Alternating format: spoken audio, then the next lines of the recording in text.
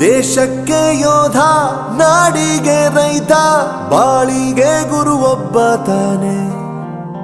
ಅಕ್ಷರ ಕಲಿಸೋ, ಅಜ್ಞಾನ ಅಳಿಸೋ, ಅವನೂನು ಅನ್ನದಾತಾನೆ.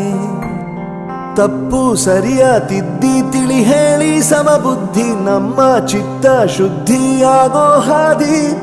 ಎಷ್ಟೇ ದೂರ ಹೋದ್ರೂ ಮರಿಬೇಡ ನಿನ್ನ ಬೇರು, ನಿನ್ನ ಸಾಧನೆಗೆಲ್ಲ ಇದುವೇ